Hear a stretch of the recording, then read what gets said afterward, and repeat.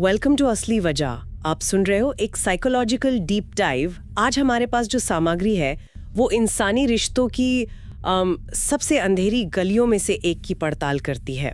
हम सब ने दोस्ती के बारे में सुना है, प्यार के बारे में सुना है, लेकिन आज हम एक ऐसे रिश्ते की चीर-फाड़ करेंगे जो दोस्ती के भेष में आता है पर असल में एक बायोलॉजिकल जंग है। बिल्कुल, हम बात कर रहे हैं एक पैरासाइट और होस्ट की। यानी एक परजीवी और मेजबान का रिश्ता। हाँ, लेकिन इंसानों के कॉन्टेक्स्ट में क्या होता है जब एक इंसान दूसरे इंसान की ऊर्जा, उसके संसाधन और यहाँ तक कि उसकी पहचान को भी धीरे धीरे सोखने लगता है। और ये कोई डरावनी कहानी नहीं है। नहीं, ये एक मनोवैज्ञानिक और बायोलॉजिकल पैटर्न है। और इस बेहद जटिल डायनामिक को समझने के लिए हम एक कहानी का सहारा लेंगे। ये कहानी है नील और जय की। नील एक कामयाब मेहनती ग्राफिक डिजाइनर है और जय उसका करिश्माई, आकर्षक पर बेरोजगार दोस्त। और उनकी कहानी के जरिए हम देखेंगे कि कैसे एक रिश्ता दोस्ती से शुरू होकर धीरे धीरे संक्रमण, फिर शोषण और आखिरकार एक संकट में बदल जाता है। चलिए इस रिश्ते की परतें खोलते हैं। इसकी शुरुआत होती है पहले पड़ाव से, जिसे हम कह सकते हैं संक्रमण, द इन्फेक्शन। हर परजीवी रिश्ते की शुरुआत एक जुड़ाव से होती है। तो कहानी शुरू होती है 6 महीने पहले। नील के दरवाजे पर दस्तक होती है। दरवाजे पर जय खड़ा है, 2 बड़े सूटकेस के साथ।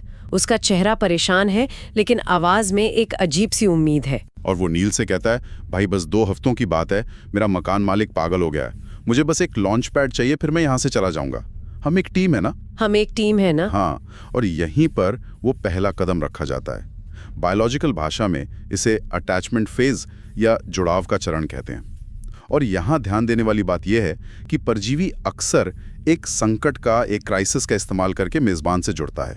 वो हम, टीम, एक साथ जैसे शब्दों का इस्तेमाल करता है। पर एक मिनट, क्या हर कोई जो हम एक टीम है कहता है, मतलब क्या वो एक परजीवी होता है? नहीं, बिल्कुल नहीं। एक सच्चे दोस्त और जय जैसे इंसान में फर्क कैसे करें, खासकर शुरू में? तो क्योंकि दोस्ती में तो हम मदद करते ही हैं एक दूसरे की। ये बहुत अच्छा सवाल है। फर्क शब्दों में नहीं है, बल्कि उनके इस्तेमाल के तरीके और कॉन्टेक्स्ट में। जय यहाँ एक संकट का इस्तेमाल कर रहा है जो शायद सच हो या ना हो, पर वो इसे एक इमोशनल हथियार की तरह इस्तेमाल कर रहा है। अच्छा। हम एक टीम है जैसी बातें ये दिमाग के तार्किक हिस्से को बाईपास कर देती हैं और सीधे उसके भावनात्मक हिस्से पर असर करती हैं, मतलब सहानुभूति पर, जिम्मेदारी की भावना पर। तो मना करना लगभग नामुमकिन हो जाता है। एग्जैक्टली। ये एक इमोशनल हुक है और नील एक अच्छा और सहानुभूति रखने वाला इंसान होने के नाते उस हुक में फंस जाता है और जय को घर में पनाह दे देता है। हाँ। मतलब ये एक तरह का मनोवैज्ञानिक दरवाजा खोलना है। और जैसे ही वो दरवाजा खुलता है, अटैचमेंट पूरा होता है और फिर दूसरा चरण शुरू हो जाता है, संसाधनों का निष्कर्षण। कहानी आगे बढ़ती है। कुछ हफ्तों बाद नील और जय एक महंगे रेस्टोरेंट में हैं। बिल आता है। जय नाटकीय ढंग से अपनी जेबें टटोलता है और कहता है, अरे यार, बटुआ दूसरी जैकेट में रह गया, तुम दे दोगे अभी? मैं कल तुम्हें ऑनलाइन भेज दूंगा। और नील बिना ज्यादा सोचे बिल भर देता है। जय मुस्कुराकर कहता है, तुम सबसे अच्छे हो, जब मेरी वो बड़ी वाली डील हो जाएगी ना, तो मैं तुम्हें शानदार दावत दूंगा। पर वो डील कभी होती नहीं है और वो पैसे भी कभी वापस नहीं आते। यही हमें पहला और सबसे बड़ा वैज्ञानिक संकेत मिलता है, पारस्परिकता का घाटा, रेसिप्रोसिटी डेफिसिट। ये तो बहुत आम बात लगती है, दोस्त एक दूसरे के लिए बिल भरते हैं। इसमें और यही तो मुश्किल है। इसमें वो लाल झंडा क्या है जिससे हम अक्सर देख नहीं पाते? कभी एक देता है तो कभी दूसरा। ऊर्जा, समय, पैसा, सब कुछ दोनों तरफ बहता है।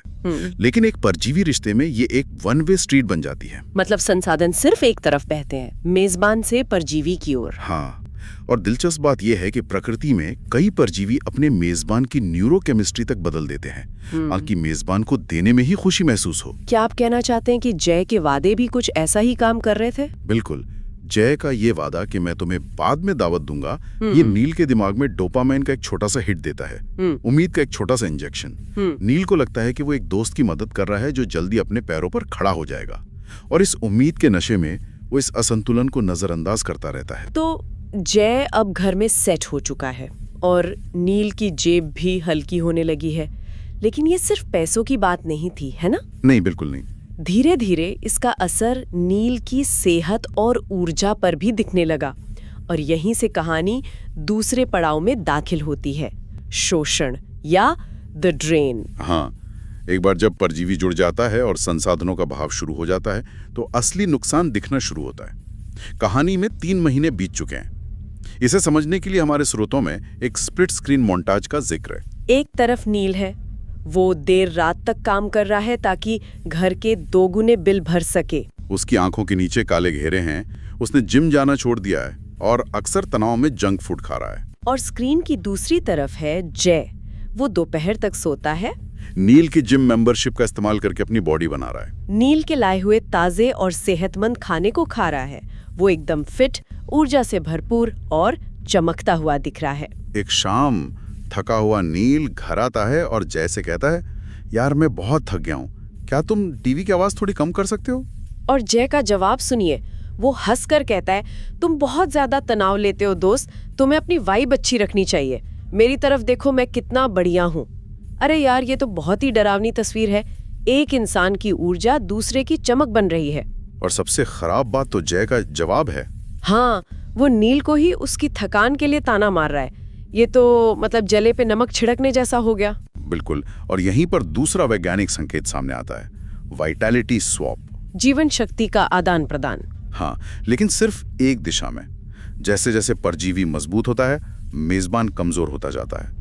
परजीवी मेजबान की ऊर्जा, समय, सेहत, यहाँ तक कि उसकी सामाजिक प्रतिष्ठा भी चूस लेता है। और सबसे शातिर बात यह है कि परजीवी अक्सर मेजबान को ही उसकी कम ऊर्जा के लिए ताना मारता है या उसे गैसलाइट करता है। हाँ, वो ये एहसास दिलाता है कि समस्या मेजबान में ही है, रिश्ते में नहीं। ये मनोवैज्ञानिक हेरफेर का एक क्लासिक उदाहरण है, ताकि मेजबान कभी सवाल ना उठा सके। और शोषण का ये सिलसिला सिर्फ ऊर्जा और पैसे तक ही सीमित नहीं रहता। नहीं, ये रिश्तों तक भी पहुंचता है। कहानी में नील की गर्लफ्रेंड सारा घर आती है। वो देखती है कि नील किचन साफ कर रहा है और जय सोफे पर बैठकर वीडियो गेम खेल रहा है। बाद में सारा नील से अकेले में पूछती है, नील वो अभी तक यहीं क्यों है? 4 महीने हो गए हैं, तुम पर इसका असर पड़ रहा है? इससे पहले कि नील कोई जवाब दे, जय कमरे में आ जाता है। वो नील के कंधे पर हाथ रखकर बड़ी समझदारी से कहता है, सारा हमारे रिश्ते को नहीं समझती नील, वो हम दोनों के बीच दरार डालने की कोशिश कर रही है। दोस्त सबसे पहले आते हैं, तुम तो जानते ही हो। बाद में नील और सारा की इसी बात पर लड़ाई हो जाती है और नाराज होकर सारा चली जाती है। और ये हमें तीसरे वैज्ञानिक संकेत पर लाता है, मेजबान को अलग करना, होस्ट आइसोलेशन। ये एक बहुत ही महत्वपूर्ण और खतरनाक रणनीति है। परजीवी मेजबान को उसके रक्षकों से अलग कर देता है, उसके दोस्तों से, परिवार से, पार्टनर से। हाँ, ये वो लोग होते हैं जिनकी आंखें साफ देख सकती हैं कि कुछ गड़बड़ है और वो मेजबान को आगाह कर सकते हैं। ये बाहरी दुनिया से आने वाले रियलिटी चेक होते हैं। यहाँ एक और बात हो सकती है, हो सकता है जय सच में सोचता हो कि सारा उनके रिश्ते के लिए खतरा है। क्या ये जरूरी है कि परजीवी हमेशा जानबूझकर और शातिर तरीके से ही काम करे? ये एक बहुत गहरा सवाल है। या वो खुद भी अपनी बनाई दुनिया में यकीन करता है? इसका जवाब हमेशा सीधा नहीं होता। कुछ परजीवी लोग जैसे सोशियोपैथ बहुत गणनात्मक होते हैं, वो जानते हैं कि वो क्या कर रहे हैं। लेकिन कई दूसरे, खासकर जिनमें नार्सिस्टिक या बॉर्डरलाइन पर्सनालिटी के लक्षण होते हैं, वो सच में खुद को पीड़ित मानते हैं। उन्हें लगता है कि दुनिया उनके खिलाफ है और कोई भी बाहरी व्यक्ति जो उनके स्रोत पर सवाल उठाता है वो दुश्मन है। लेकिन नियत चाहे जो भी हो, मेजबान पर उसका असर तो एक जैसा ही होता है। बिल्कुल। अकेलापन और निर्भरता, एक बार मेजबान अलग थलग पड़ जाता है तो उसका शोषण करना और भी आसान हो जाता है। तो अब नील अकेला पड़ चुका है, उसकी ऊर्जा खत्म हो रही है और जाहिर है शरीर एक सीमा तक ही ये सब झेल सकता है। यहीं से कहानी अपने तीसरे और सबसे अहम पड़ाव पर पहुंचती है, संकट और निदान, द क्राइसिस एंड डायग्नोसिस। लगातार काम, तनाव और खुद की देखभाल न करने का असर वो नील के शरीर पर दिखने लगता है। एक दिन काम पर अत्यधिक थकावट और डिहाइड्रेशन के कारण नील बेहोश हो जाता है। उसे अस्पताल ले जाया जाता है। ये मेजबान का पतन है, द कोलैप्स। शरीर और दिमाग एक सीमा तक ही शोषण झेल सकते हैं। जब वो सीमा पार हो जाती है तो सिस्टम ढह जाता है। ये अक्सर एक वेकअप कॉल होता है ना? हाँ, एक ऐसा झटका जो मेजबान को धुन से बाहर निकाल सकता है।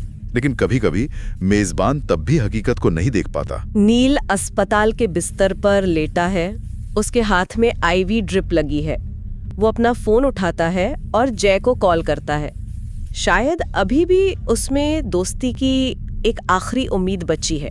वो कहता है, जय मैं इमरजेंसी रूम में हूँ, क्या तुम आ सकते हो? मुझे घर जाने के लिए एक सवारी चाहिए होगी।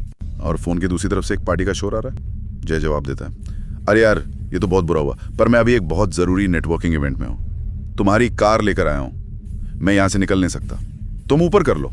नील के हाथ से फोन छूट जाता है। वो बस चुपचाप अपनी आईवी ड्रिप को देखने लगता है, जिससे बूंद बूंद करके तरल उसके शरीर में जा रहा है। और उसी पल उसे सब कुछ शीशे की तरह साफ साफ समझ में आ जाता है। ये है वो निर्णायक क्षण, दी एपिफनी, वो सच्चाई का पल। उसे एहसास होता है कि जय एक संघर्ष कर रहा दोस्त नहीं है। जय एक टेपवर्म है, एक फीता कृमि। अच्छा, और टेपवर्म की खासियत यह है कि उसके पास अपना पाचन तंत्र नहीं होता। वो पूरी तरह से अपने मेजबान के पचाए हुए खाने पर जीता है। ठीक वैसे ही जय की अपनी कोई महत्वाकांक्षा या मेहनत नहीं है। वो नील की ऊर्जा, उसके पैसे और उसकी सफलता पर जी रहा है। टेपवर्म को इस बात से कोई फर्क नहीं पड़ता कि उसका मेजबान मर रहा है या जी रहा है। उसे सिर्फ इस बात की परवाह होती है कि भोजन की आपूर्ति यानी नील की कार अभी भी काम कर रही है। ये एहसास दर्दनाक होता होगा, लेकिन आजादी के लिए जरूरी भी। और अब हम आते हैं अंतिम पड़ाव पर, निष्कासन और सुधार, द एक्सट्रैक्शन एंड रिकवरी। अस्पताल से घर लौटने के बाद नील बदल चुका है। उसके चेहरे पर अब दया या सहानुभूति नहीं, बल्कि एक ठंडी और दृढ़ शांति है। घर पहुंचने पर वो देखता है कि जय सोफे पर बैठकर पिज्जा खा रहा है।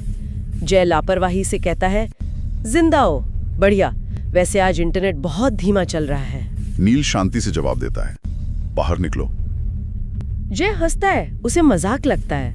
क्या? नील दोहराता है, अपना सामान पैक करो, तुम्हारे पास 10 मिनट है, वरना मैं पुलिस को बुला रहा हूँ। इसे हम कह सकते हैं सर्जरी, एक ऐसा ऑपरेशन जो दर्दनाक है लेकिन शरीर को बचाने के लिए जरूरी है। लेकिन परजीवी इतनी आसानी से तो नहीं जाता। नहीं, जब एक परजीवी को शरीर से जबरदस्ती निकाला जाता है तो वो अक्सर अपने बचाव में विषाक्त पदार्थ या टॉक्सिन्स छोड़ता है। ये है परजीवी की रक्षा प्रणाली, उसका डिफेंस मैकेनिज्म। जय का चेहरा अचानक बदल जाता है। वो आकर्षक दोस्त से एक शातिर दुश्मन बन जाता है। वो चिल्लाता है, मैंने तुम्हारे लिए इतना कुछ किया और तुम बहुत स्वार्थी हो नील, तुम मुझे सड़क पर निकाल रहे हो, तुम एक बुरे इंसान हो। वो खुद को पीड़ित की तरह दिखाता है। ये एक बहुत आम प्रतिक्रिया है ना? बिल्कुल। जब ऐसे लोगों को उनके व्यवहार के लिए जिम्मेदार ठहराया जाता है तो वो तुरंत विक्टिम कार्ड खेलते हैं। लेकिन इस बार नील तैयार है, और वो जो जवाब देता है वो इस कहानी का सार है। वो शांति से कहता है, मैं तुम्हारे लिए इंसान नहीं हूँ जे, मैं एक भोजन हूँ, और अब मैं खाया जाना बंद कर रहा हूँ। ये एक बहुत शक्तिशाली बयान है। हाँ, ये दिखाता है कि नील ने रिश्ते की असलियत को पूरी तरह से समझ लिया है।